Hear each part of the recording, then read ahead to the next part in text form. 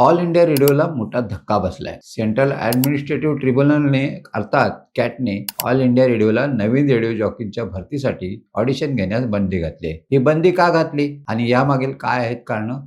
चला जाणून घेऊया आजच्या या व्हिडिओमधून. नमस्कार, मी राजेश सावंत, प्रहार न्यूज लाईनमध्ये आपलं स्वागत करतो. ऑल इंडिया रेडिओला सेंट्रल ॲडमिनिस्ट्रेटिव्ह ट्रिब्युनलने म्हणजे कॅटने मोठा झटका दिलाय. नवीन रेडिओ जॉकींच्या भरतीसाठी 28 जानेवारीपासून नियोजित ऑडिशन्सवर कॅटने बंदी घातली. ही बंदी घालण्यामागचं कारण आहे ते म्हणजे सध्याच्या असलेल्या रेडिओ जॉकींच्या तक्रारींकडे दुर्लक्ष करणं. ऑल इंडिया रेडिओच्या ब्रॉडकास्टिंग प्रोफेशनल्स असोसिएशनने कॅटमध्ये याचिका दाखल केली. यात ऑल इंडिया रेडिओ, माहिती आणि प्रसारण मंत्रालय आणि प्रसार भारती यांनी त्यांच्या अनेक तक्रारींकडे दुर्लक्ष केले असं नमूद केलं आहे. रेडिओ जॉकींची आवश्यक संख्या आणि त्यांच्या सेवा अटी निश्चित करणारी सर्वसमावेशक धोरणं बनवण्याची मागणीही या असोसिएशनने केली होती. मात्र या मागण्यांकडे दुर्लक्ष करण्यात आल्याचं याचिकेत नमूद करण्यात आले. सध्या कार्यरत असलेल्या जॉकींच्या तक्रारींकडे दुर्लक्ष करणं हा कोणताही उपाय होऊ शकत नाही. त्यांच्या तक्रारी जोपर्यंत सोडवण्यात येणार नाहीत तोपर्यंत ऑल इंडिया रेडिओने नवीन भरतीसाठी ऑडिशन घेऊ नयेत असा आदेश कॅटच्या खंडपीठाने दिलाय. या खंडपीठात कॅटचे सदस्य जी जॉर्ज पॅराकेन